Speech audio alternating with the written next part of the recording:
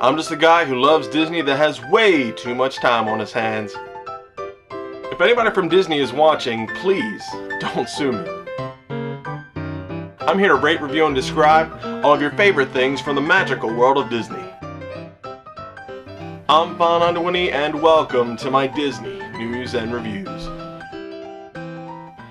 Hello everyone and welcome to this week's Disney News and Reviews. I'm File91e. And pretty cool week this week for me, guys. I want to be doing the color run, but before I get into that, I do want to take the time to say, if you haven't yet, please donate in support of relief, for the people in the Philippines. I mean, it's just terrible what happened over there. I read it on the news and see it on TV a lot, and it's just absolutely terrible. I donated, so if you have any. If you haven't yet, or if you can, please donate. The Red Cross. There's a bunch of other charities that all that money is going over to there. So just donate for that. It's really cool. If you could do that, it's just absolutely terrible what's going on there. So my thoughts are going out to all the people and the families affected by that. So just absolutely terrible. Trying to move on from that. I'm doing the color run tomorrow. I would say to donate to that, but I think the people in the Philippines need, I need your help a little bit more right now. But it is for a good cause. If you don't want to donate for the color run, it's for the Cool Kids Foundation or campaign. It's helped support. People and families with cancer who are dealing with that, so that helps them, because medical bills rack up a lot, and this foundation helps alleviate some of that cost, especially with the cost of living going up for people with cancer and whatnot. So very good stuff there, if you actually can donate to that too. But I'll be posting up some video afterwards, maybe in the day after. This will be my third and final 5K of the year until next spring, when hopefully I'll be a little bit fit and trimmer, because it's starting to get hard on the old knees. Also, the answer to last week's Where in the World Was I? You all got it. I thought it would be tougher, a lot tougher. I was right outside the Maelstrom, so that was pretty cool. It's one of those rides that it is whatever, but I love the outside of it. It looks really cool, especially with that giant waterfall right there. So I was outside the Maelstrom. Good job, guys, to all the people that figured it out. Very cool there. Also, I just wanted to remind you all again that I am on Facebook. I have a Facebook fan page where I do a Where in the World, the photo version. Just about every day. I take the weekends off, but it's really cool. I try to post some different news and whatnot. And it's just a place where I can go and talk to you guys. I have pretty much unlimited access there, so I'm always get notifications on my phone and things like that. So I'm always constantly connected. I can type whatever I want, do whatever I want. Twitter, I'm also on Twitter too. I don't post much on Twitter. I mainly just use that for when I go to parks and different things like that. I'll post some different, some other stuff. Also, I am on Instagram. I do post some different things there. So if you want to follow me on either of those three, the links to that are below. So good stuff to that. So yeah, donate to the Philippines, guys. Really good stuff. You'll be supporting a good cause. So yeah, let's get right to the news. Disney has released the trailer for the new movie Maleficent, based on the Disney villain of the same name. Maleficent will be portrayed by Angelina Jolie, and the film reveals all the events that hardened Maleficent's heart, focusing on her early life, in which she rises to be her Forest Kingdom's fiercest protector before she's betrayed and seeks revenge by placing a curse on Princess Aurora, who is being played by Elle Fanning, sister of Dakota Fanning. She was also in Super 8. Very good movie too. Maleficent hits theaters on May 30th of 2014. The trailer is out. Watch it. It's going to be really cool. I hope they, this starts a trend of seeing the different perspectives. I would love to see kind of like a Cruella de Vil sort of film like that. You know, just like it's almost like a prequel to these movies. So it should be pretty interesting. And Angelina Jolie looks great as Maleficent. I think she's going to do a fantastic job. The MyMagic Plus is now about to take another step forward as the MyMagic bands have become the default option at one of Disney's largest hotels, the Pop Century Resort. During the past few weeks, this has been tested with cast members and a limited number of guests. But now all guests at the Pop Century Resort will only be issued with the Magic bands. So you're not going to get any Key to the World cards. If you didn't see my review of the MyMagic Plus Magic Bands last week, the Magic Bands gives access to all hotel and park functions, including Touch to Enter, Fastpass Plus, and Touch to Pay. Key to the World cards can be requested, however, but the magnetic strip will not be activated, meaning it cannot be used for traditional Fastpass, only Fastpass Plus. So, I mean, they're really rolling this out. I expect to see the MyMagic Band only program to roll out over the resorts, all over the resorts in the next coming months. So it's going to be pretty cool. I'm really, really excited for that. That should be really nice. The Sid Cahuenga's one-of-a-kind shop at Disney's Hollywood Studios will permanently close on November 17th. Should be about today if you're watching this. In its place, the MyMagic Plus Service Center will expand to take over the entire space. Service centers allow guests to get help with the MyMagic Plus stuff with kiosks and specialist cast members there to help you out. The porch area of the Sid Cahuenga's was converted into the MyMagic Plus in August. Collectible merchandise will be relocated to the AFI Showcase shop at the exit of the studio backlot tour. So cool stuff there. They're really getting this MyMagic Plus stuff out. The Downtown Disney's Festival of Seasons has begun, and you now have a chance to meet Santa, take in some seasonal entertainment, and of course some festive shopping and eating. Santa will be appearing in his chalet in the marketplace between the Basin and the World of Disney.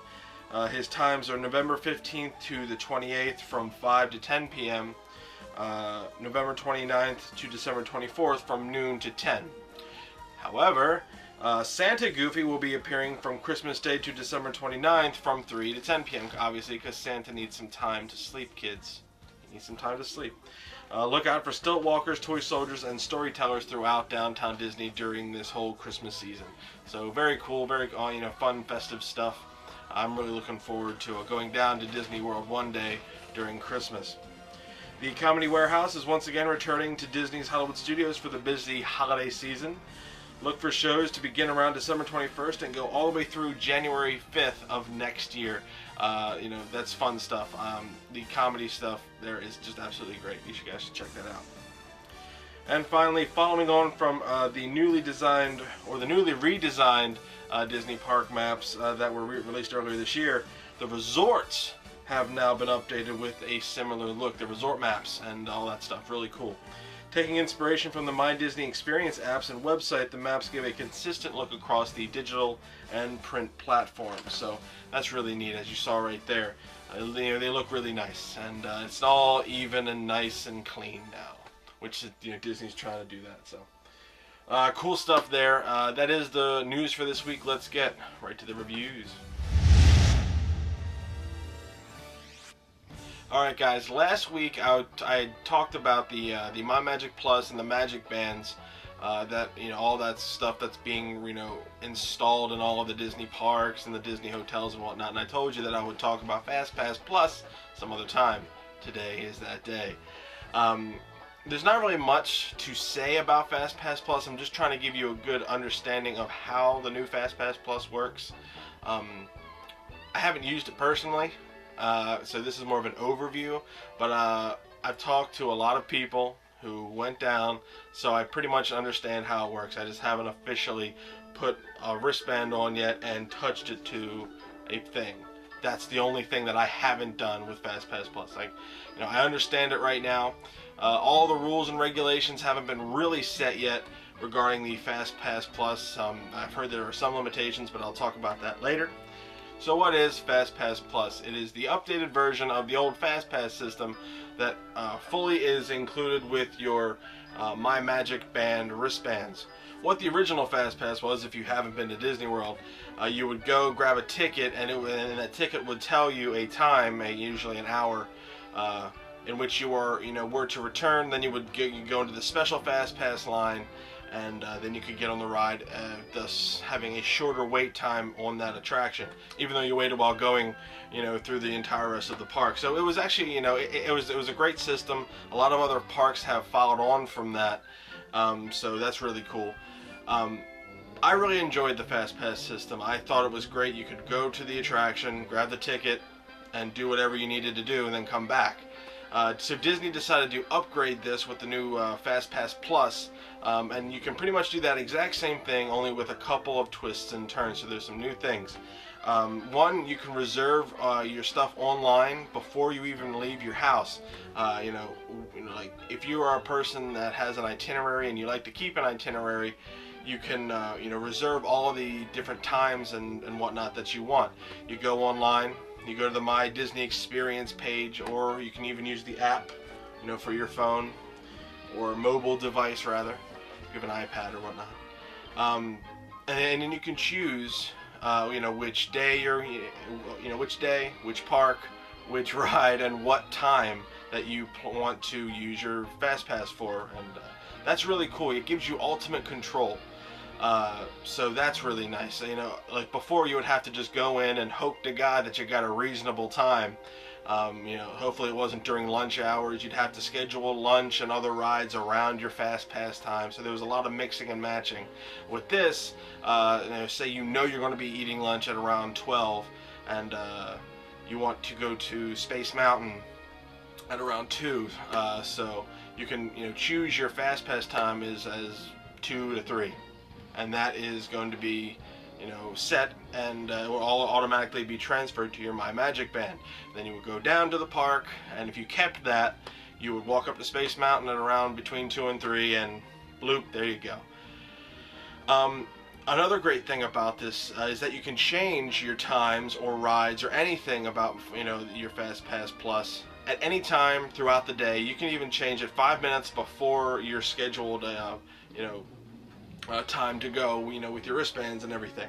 The only thing is, you now have to, if you reserve late, you have to worry about those certain hours being taken up, because obviously they're only going to distribute so many Fastpass Plus slots to a certain hour group.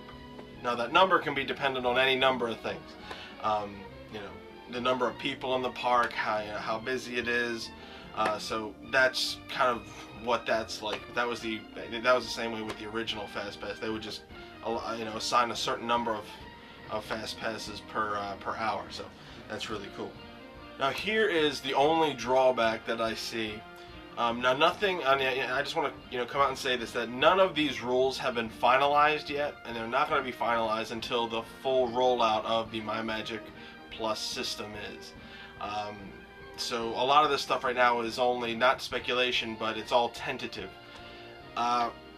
If you used the old Fastpass system a lot, especially if you did you followed the book down to a T, especially this book. If you're a Fastpass hoarder, you would there was times where you could get like 3 Fastpasses for an attraction in a day, and you could you ride it over and over again. Disney is looking to limit that, because right now you can only get on you can only have one Fastpass Plus slip or use per attraction. So say you use the Fastpass Plus on Space Mountain, you can't use it again. You can't get that. So a lot of people might not like that. If you're one of those people that used like 12 different Fastpasses in a day, Disney is actually being said that they might limit that too. I'm not sure what the specifications are going to be for that. Again, all of this is tentative. They're just talking about it. They're using all the data that they're getting from this to try to make each person a little bit happier, because some people don't use the Fastpass at all, and they would really benefit from it. A lot of people would, kind of abuse the Fastpass system because there were no limitations really, or they figured out the limitations and they worked around it. and that is the way they could do the Magic Kingdom in about 6 hours, which is almost unrealistic. But Disney's trying to make it fair across the board, so I can't really fault that. I don't know what the rules are yet. We won't find out what the rules are yet. But once everything is finalized, I'm sure it's going to be great.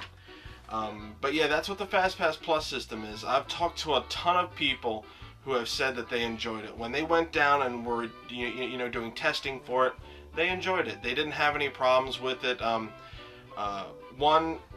was one snafu in that one of my friends tried to go on to Space Mountain. Her time was 12 a.m. to 1 a.m.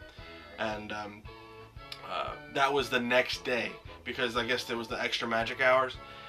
So when she went, the Fastpass registered as having not been used in that day, even though the park was still open past 12 a.m. So that was a little snafu that was easily remedied by the person standing there, who was in charge of the Fastpass line. They were like, "Oh, okay, yes, that's fine," and they let her go. So there won't be too many big problems. But if you are a Fastpass person who really loves to use the Fastpass and loves to make sure all of that is a part, like if that's a major part of your itinerary, you might not or need to figure out a different way to work around this Fastpass Plus system. But for me, I think it's great. I can't wait to use it, and I think it's going to be awesome. So currently, right now, because I don't know any of the specified rules and restrictions, I can't really give it a high mark or the highest mark of 5 stars. But I think it's going to be great, and it's going to be awesome once they get it all worked out. So right now I'm giving Fastpass Plus 4 stars, and when I go and use it, hopefully next year, I'll give you a better, a better rating and a more in-depth, touchy look, and I'll have video and things like that. So currently, right now, Fastpass Plus 4 stars. It still seems all right, and I haven't heard any bad things about it. So yeah, awesome. Check it out. Alright guys, I just want to say, in between these two things, I'm actually going to put a new segment in a couple weeks. Not next week, but maybe the week after that, like the beginning of December. I want to have a new segment that I will be debuting. I'm not going to tell you much about it, but it will have to do with Disney knowledge, general Disney knowledge and trivia and things like that. So if you want to know more about Disney, I'll be giving you some of that. So that should be pretty cool. But the next thing I want to review, obviously you can tell by the title of the page, is Captain EO. I somehow miraculously did not review this in the last groupings. I don't know what happened, but you guys called me out on it, and of course I'm going to review it because I experienced Captain EO, or at least the newer version. I don't think I did Captain EO when I went back in like 92 or 1990. I don't remember doing that.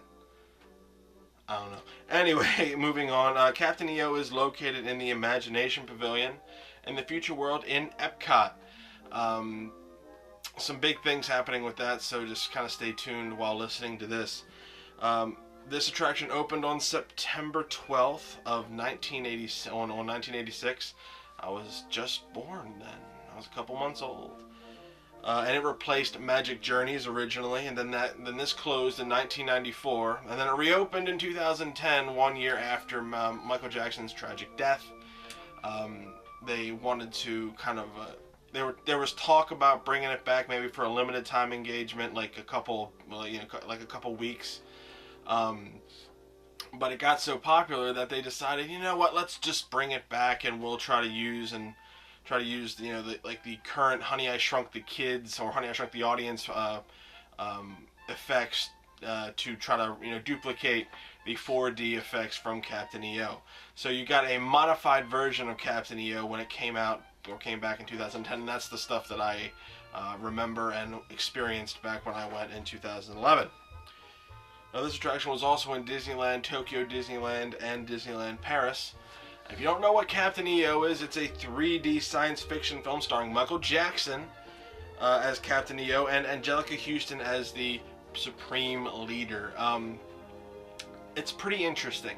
to say the least, the history of this ride and where it was and how it came to be. There was an awesome pre-show in the revamp, and I want to show you this later, of just how this ride came to be, and how Michael Jackson was always a fan of Disney and like the Disney parks, hence the Neverland Ranch where he had his stuff. So he was always wanting to work and do something like that. He was obviously a big fan of filmmaking, hence his Thriller music videos and Smooth Criminal. All of his music videos are always really expensive and high class. So naturally, when Disney was like, yeah, we should have Michael Jackson do something, and he was up for it. So they got Michael Jackson as Captain EO, and they got Francis Ford Coppola as a director, which is amazing. I mean, he directed The Godfather, so you had an awesome guy in that. Plus you have George Lucas was the executive producer. He's obviously the guy that did Star Wars. And they had ILM do all the like the effect work, so just everything was looking great, and especially for that time, it was some of the best effects that you could find anywhere in the world. This was considered one of the first 4D movies, and it, even farther than 3D, because you actually had lasers and smoke and everything that that came with it. So it was something to really behold. Now, James Horner did the music to this, so it's really professionally well done. He's an Academy Award-winning composer. And two other songs were actually composed for this one: "We Are Here to Change the World" and "Another Part of Me." "Another Part of Me" was also featured. A final mixed version of that song was featured on Michael Jackson's Bad album. Everybody loved that song. That's one of the, like Michael Jackson's favorite and greatest hits or whatever it is. So that's really cool that kind of stemmed off from this Captain EO experience. All of his choreography was done by him and like his team. So all of that stuff was really well done, really crisp, as you would think a Michael Jackson music video would be. And that's really what this is. It's an extended Michael Jackson music video, which is really cool. I really dug it. I view this as a Michael Jackson music video more than I do a short film. But all the effects look great, and you can really tell Michael Jackson was having a good time with it, because this is just something that, it's a once in a lifetime thing. But he's Michael Jackson, so he gets it.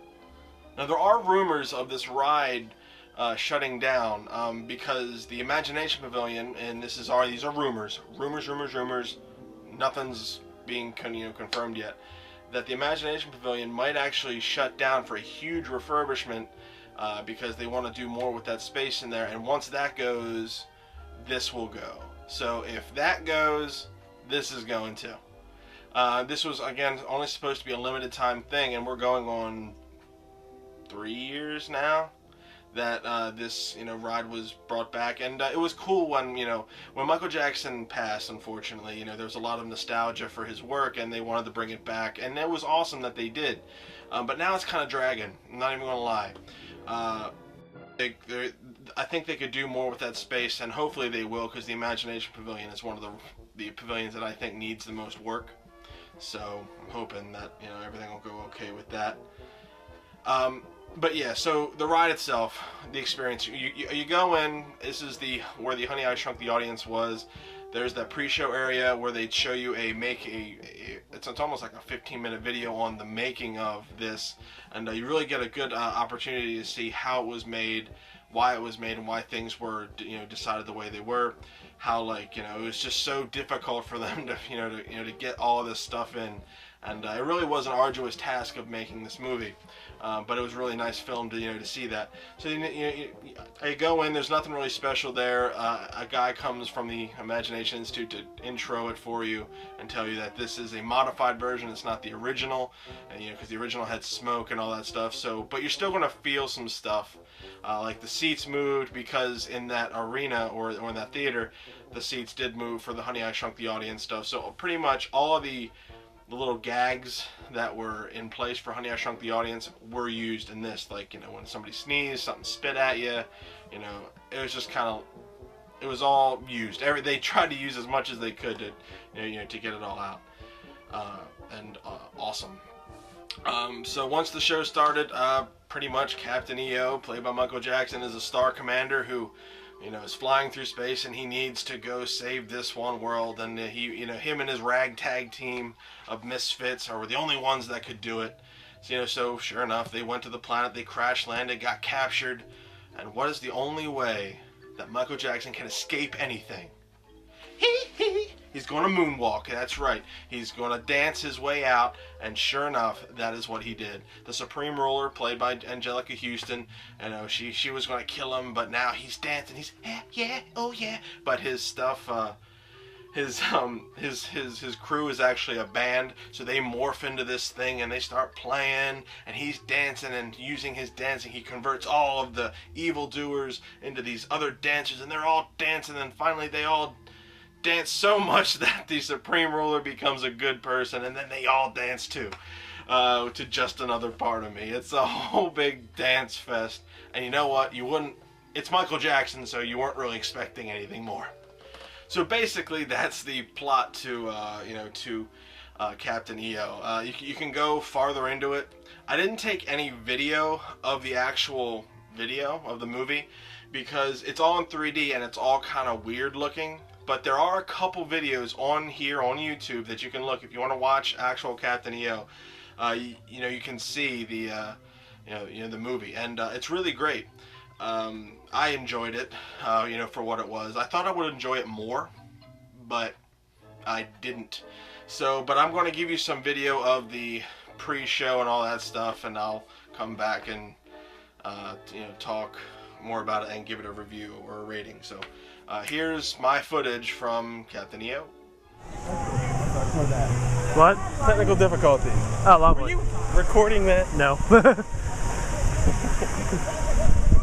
That's a pound. Yeah, it is. All right. What are you doing? What aren't you doing, I should say. What aren't you doing? Hello? Captain EO.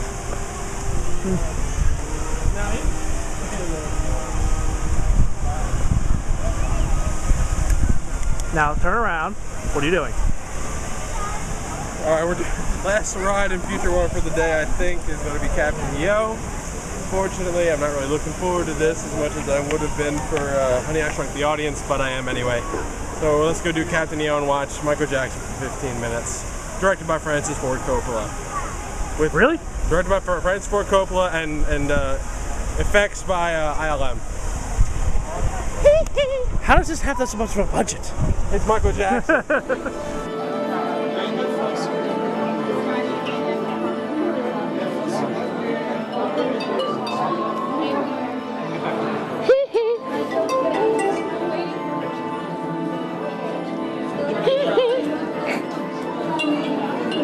Simona.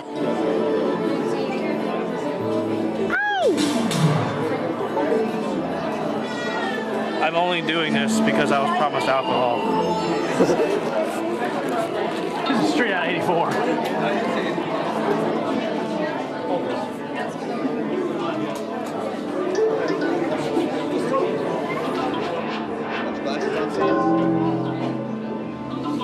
Almost 25 years ago, the power of music, dance, and imagination came together to create an amazing out-of-this-world adventure. Now, Captain EO is back to change the world again. And here to begin our adventure is the original film prelude, exactly as it appeared back in 1986. That was off by 2 years.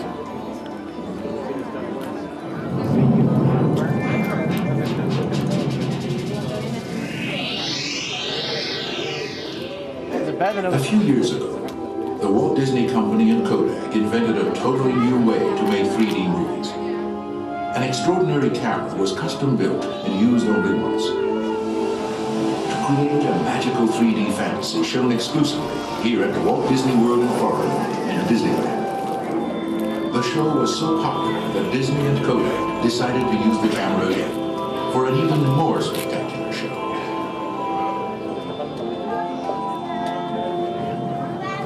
Brought together for the first time ever, Star Wars producer George Lucas, director Francis Coppola, and superstar Michael Jackson, who along with Disney Imagineers created this new 3D fantasy. Get ready to blast off for the magical adventure is moments away. But first, we'd like to share a backstage glimpse of some of the talented people who created Captain EO.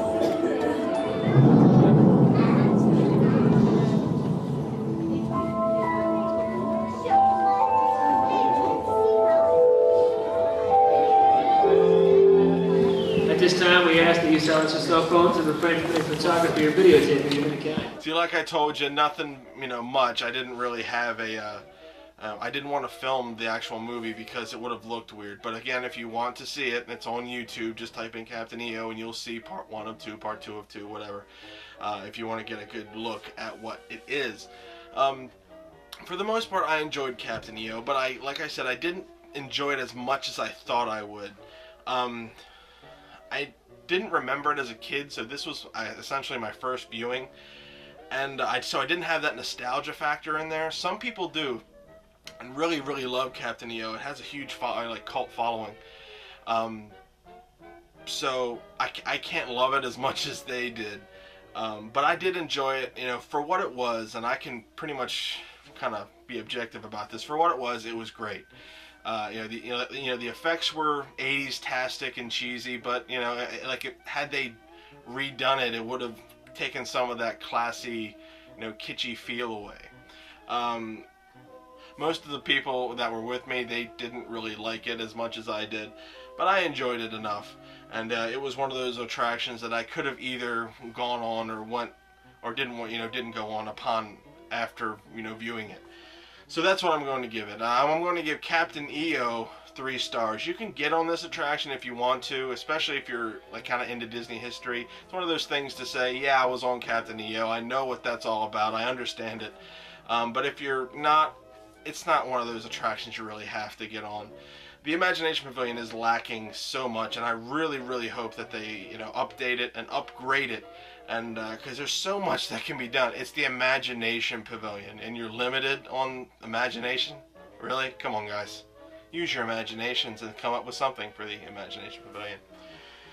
But yeah, overall, Captain EO, pretty cool for nostalgia reasons, but it's not the best attraction out there right now. But if you're a huge Michael Jackson fan and you love Disney, history and stuff, get on Captain EO, and just to say that at least you went on it. So Captain EO in the Future World and the Imagination Pavilion at Epcot, 3 stars. Give it a look. You might be surprised. Well, alright guys, that's going to wrap up this week's Disney News and Reviews. Again, I'm doing that color run and tomorrow, so look out for that video, and also donate to the to the Philippines. I mean, they really could use some help, and I donated, so I think you should too, because you are good people who watch my show, and I appreciate that. Also, I'm taking Thanksgiving off, so I'll have one show next week, and I'll remind you guys next week. But all next week, it's going to be the top 10 Disney character spots in all of Walt Disney World. So all the spots where you might want to go to see, all the Disney character stuff. At the end of every month, like the last show, I'm trying to make it like a top 10. So like the last show of every month will be a top 10 something. No reviews. That also helps extend my number of reviews out for a little bit. And so yeah, I hope you guys are willing to enjoy that. Yeah. Yeah, so if anybody from Disney is watching, please don't sue me. I want people to go down and experience the Fastpass Plus. Go see Captain EO. You might like it. It's going to be great, especially if you like, Michael Jackson, that sort of thing. So yeah, if you are going down to Disney World, be sure to go to allears.net, touringplans.com, wdwmagic.com for all your latest and greatest Disney news. WaltDisneyWorld.com is good too. They have a lot of information because it's their website. You can have a lot of information there. Yeah. Also, check out this book. You might be, if you don't know anything about Disney World, or if you're going down for the first time, this is a good primer. Gives you pretty much every bit of information you could ever want, and it's layman's terms, really awesome stuff. I get one every year because I really support these guys. Really good stuff. Yeah. So I did my Where in the World, last time, and I want to be continuing that because I think people like that. So I'll see you guys next week for a top 10 Disney character spots review. I hope you guys enjoy it. please donate to the Philippines, and I'll be doing that color run, so keep that, keep your eye out for a video there. So see you guys next week, and guys, where in the world am I? See ya.